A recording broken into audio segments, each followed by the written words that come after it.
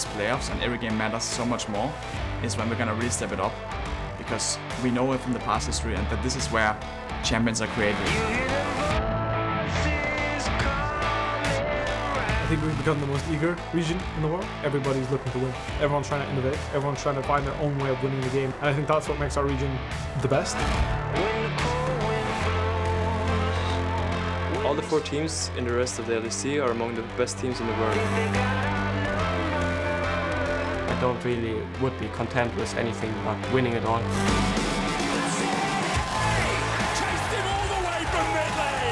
Here comes Whippo, round 17, fight!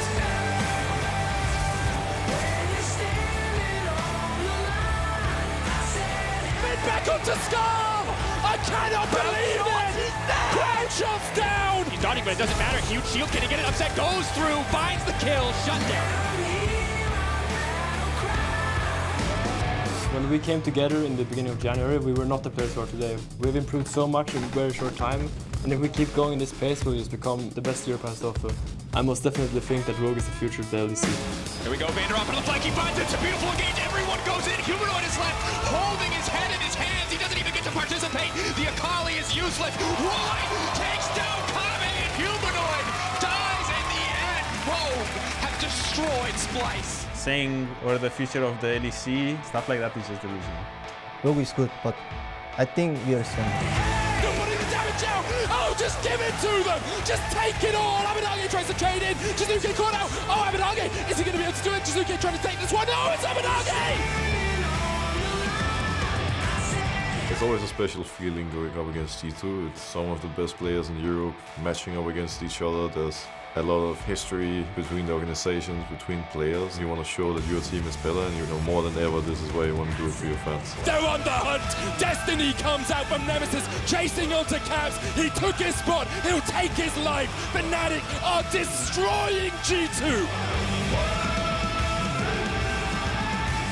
Still the same as we said before, like we are the bullies, so like all kids from the school, they want to like group up and try to beat us up, but we are like high school bullies in elementary school. The parts of the team, Yasuo damage is just too much. Kiana will move in for the kill. Oh no.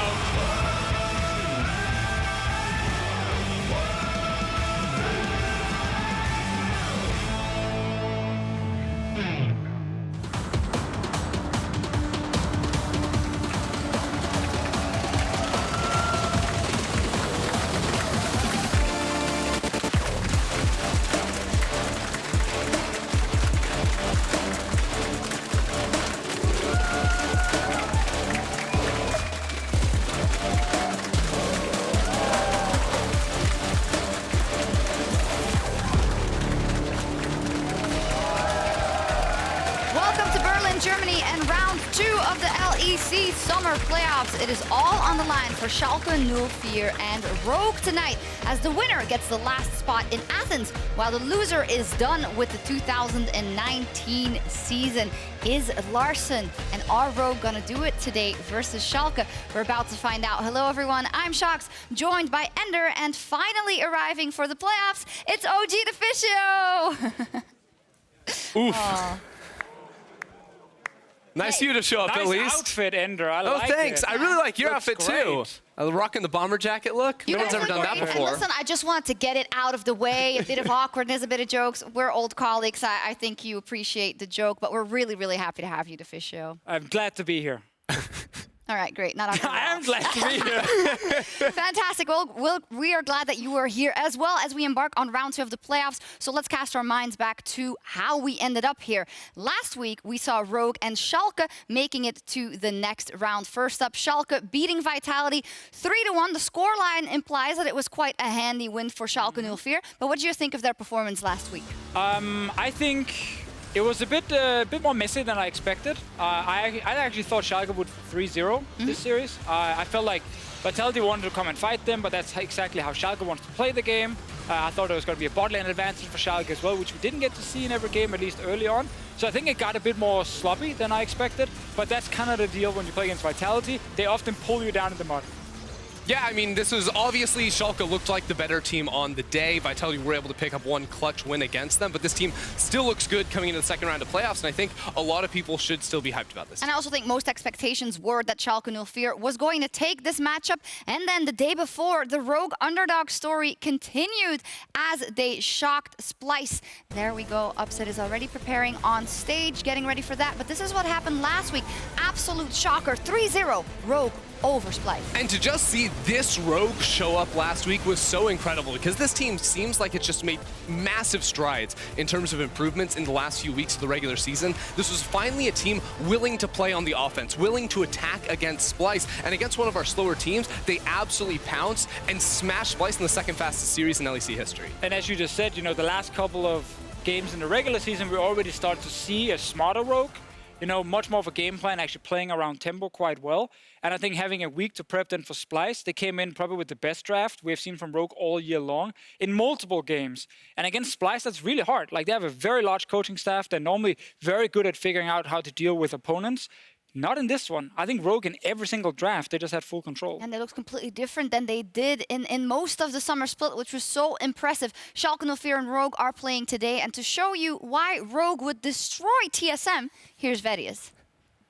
Thank you very much, Sjokz. Yes, you already heard the analysts talk briefly about it, but Rogue was a team that surprised everyone last week, and I wanted to take an opportunity to show you why Rogue are, in fact, one of the biggest brain teams on the planet. So when we look at this play, what we'll notice is that the first thing that Rogue is setting up for is the Drake. You'll see that on the minimap, the Drake is spawning relatively soon. The next steps are to gain mid priority, move in through the river, control the vision, have your top laner roam down as well, and ultimately Rogue is saying, okay, we want to set up for Drake, we want to make this play happen.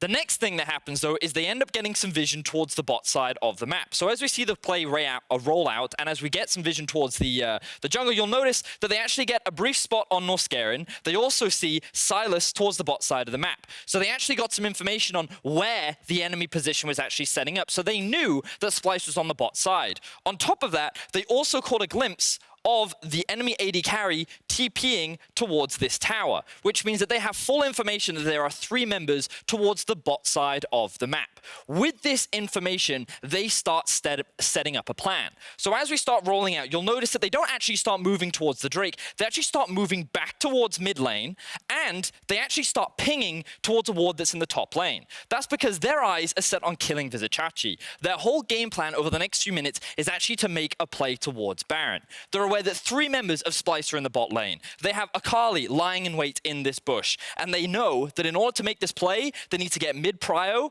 and they need to kill this top laner. So, how do they do it? The first thing they do is, as we say, they move back up towards mid lane. They're setting up to gain that mid lane control. The next thing they do is execute the teleport. You'll notice once again, the Akali lying in wait, sitting in fog of war, not giving that information away. Meanwhile, up in the top side of the map, the teleport is coming through, ready to flank in behind from an overextended Vizicachi. So as we roll the clip out, we'll see that they're able to find the kill on the top lane. You might think, okay, that's it, that's done. But again, remember what we mentioned, their whole game plan is actually to play for the Baron. So you'll notice that again, they've abandoned this Drake. They say they don't care about it. They knew that there were 3 members hanging around the bot side of the map. They were hoping to find a kill onto the Akali sitting in a side lane. But Rogue, by identifying that there were 3 members mid, by identifying that there was an overextension top, they were able to gain prio once again in mid, move into the jungle, or to the top side river rather, and start setting up for this Baron. And at 20 minutes on the Baron spawn,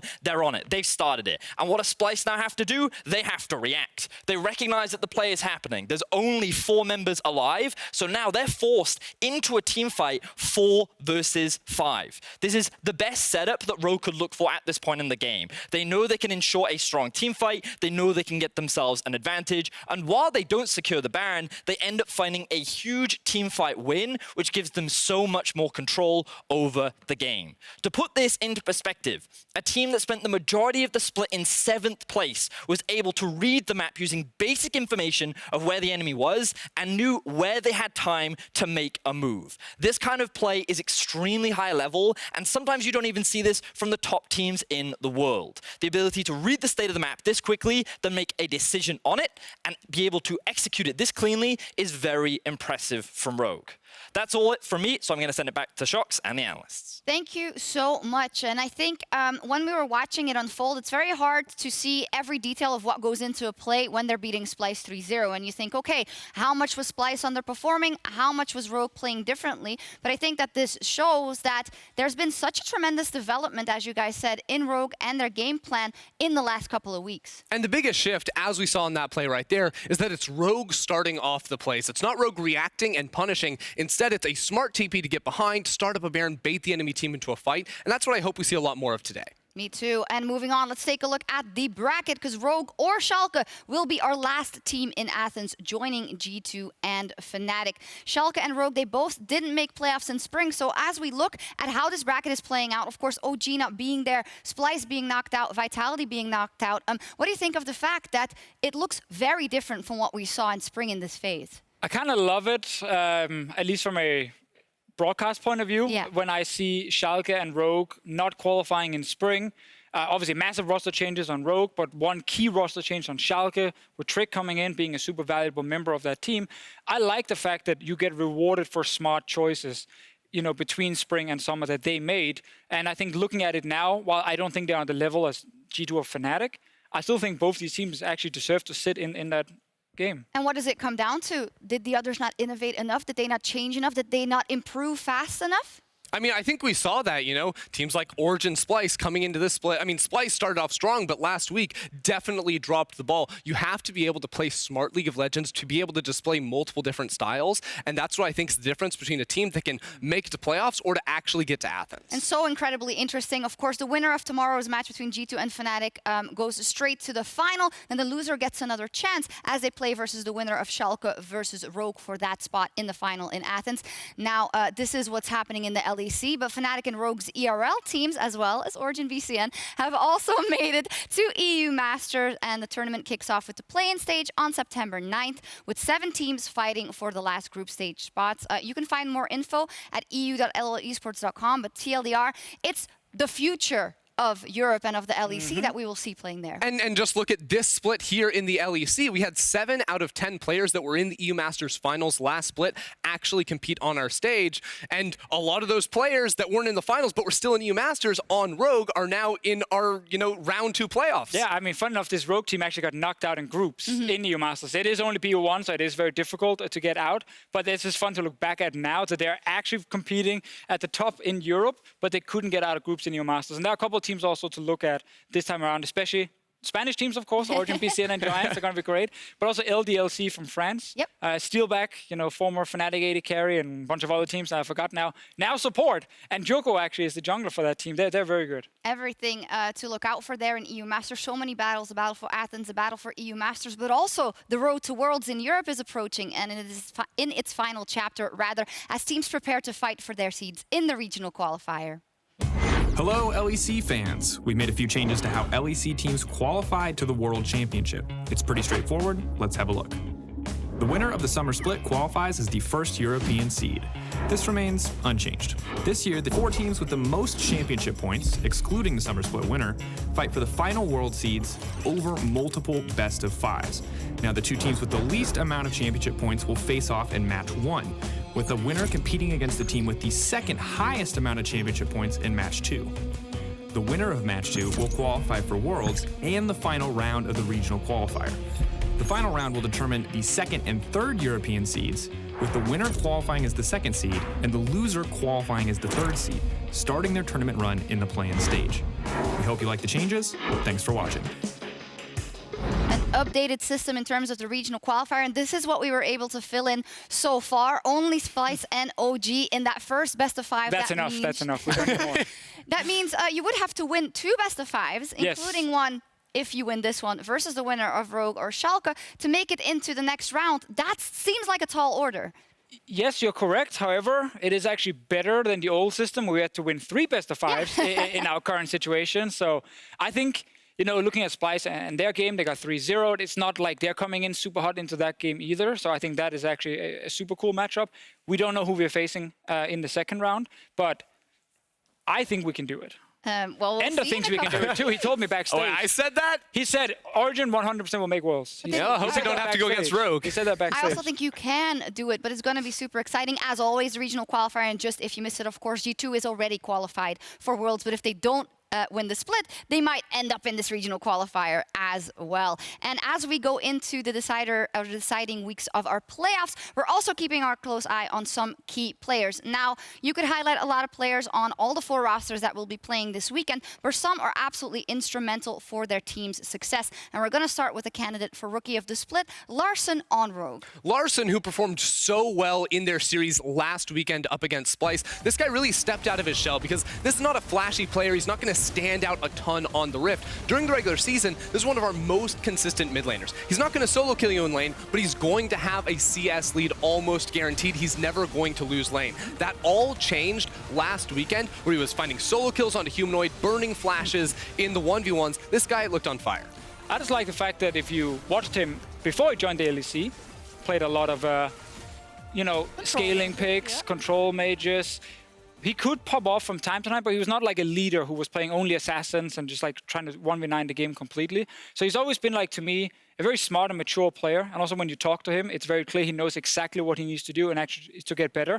So I think someone like Larson, I'm not surprised to see him already in his first split grow as much as he did. Super impressive, a rookie, but he's getting that experience very, very fast. And he's up against someone today who has so much experience, tons in the jungle. Trick, who was added to the Schalke roster, and he's also going to be instrumental to Schalke's run in the playoffs. Yeah, it's the classic Schalke one in the summer split. They need brains in the jungle. They need someone who can lead the team, engage fights. They did it with Amazing last year. They did it now with Trick this one as well.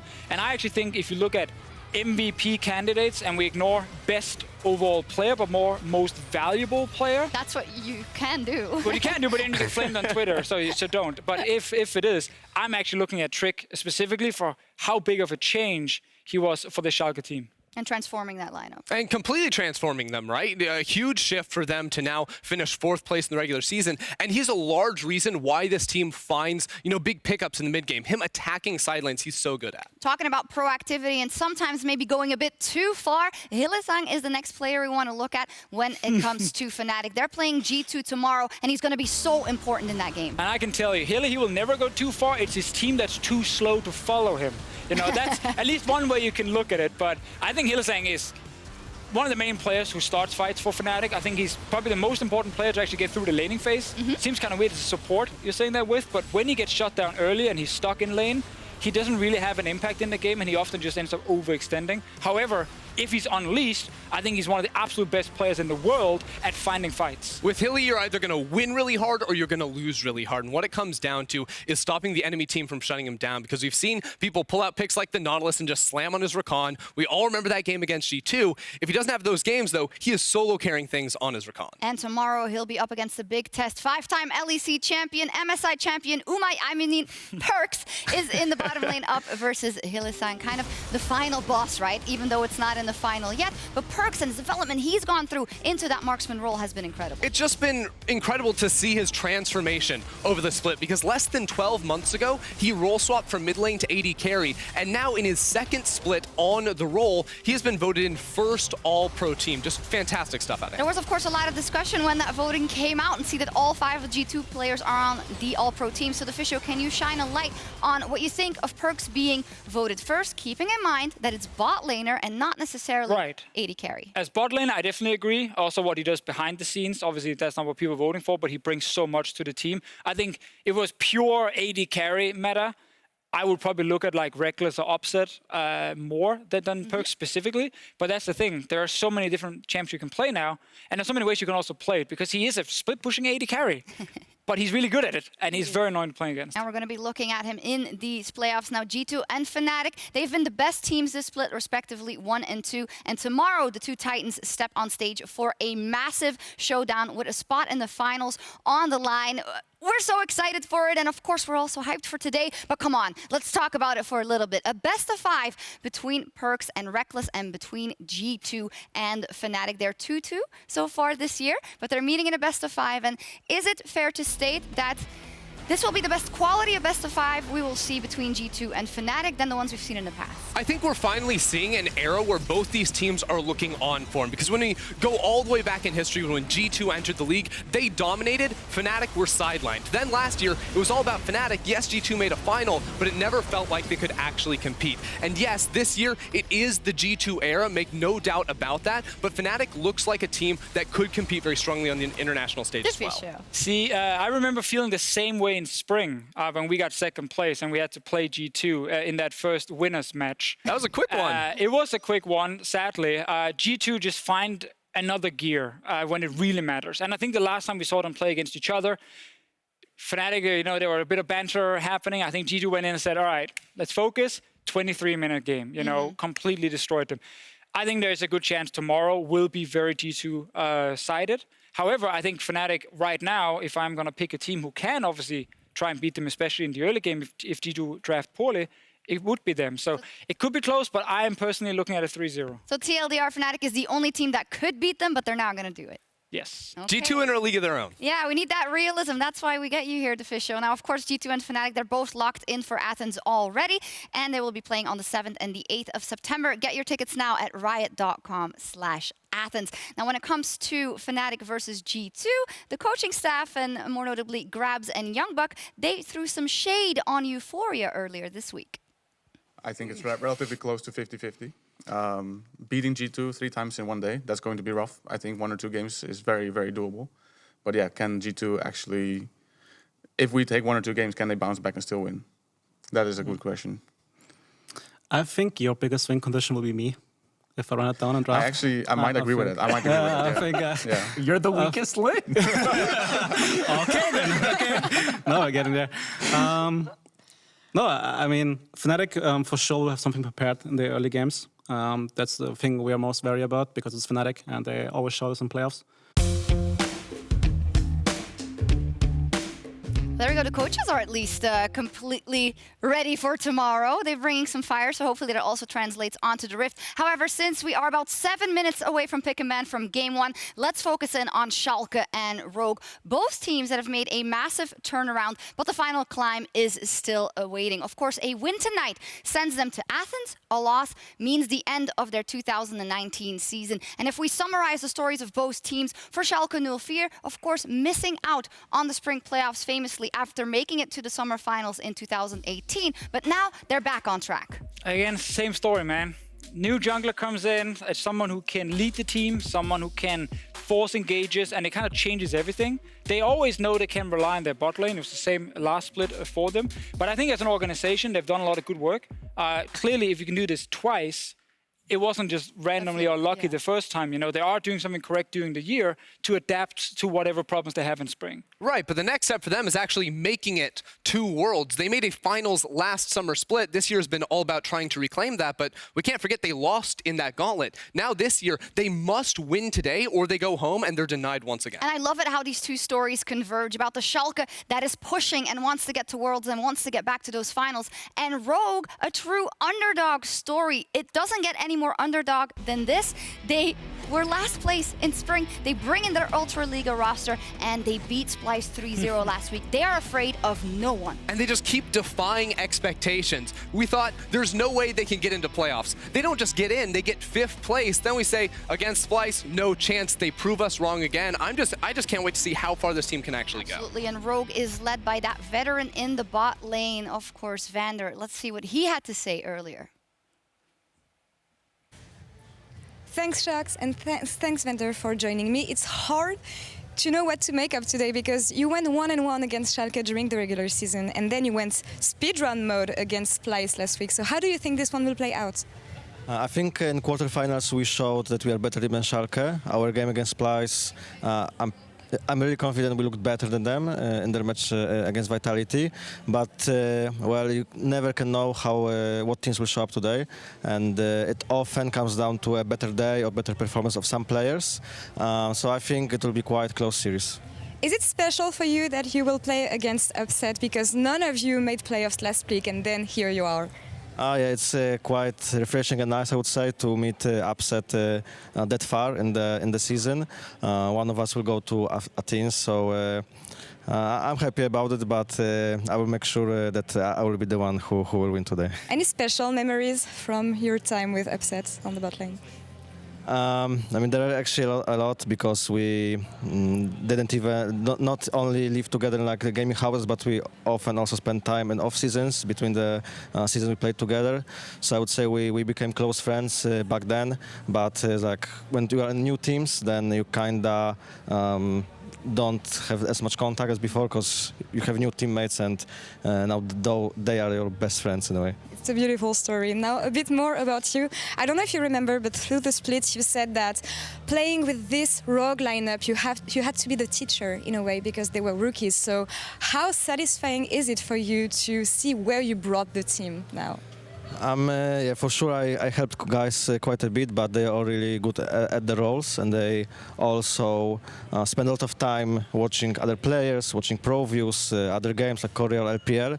So big props to them for putting so much time. As rookies, they're really hungry and I'm glad I can help them. And I'm glad that you're glad. Thank you very much, VandeR, and good luck on today, obviously. Thank you. Now back to you, Sjokz. Hey, I'm glad, you're glad, he's glad also. But lovely to hear the mutual respect, rather, from VandeR to Upset. And let's immediately start then with that bot lane matchup after I ask you guys to vote in chat, because we also want to know who you think will make it to Athens. So spam in chat or S04 for Schalke or RGE for Rogue. But as we talk to VandeR, let's hone in on that bot lane discussion.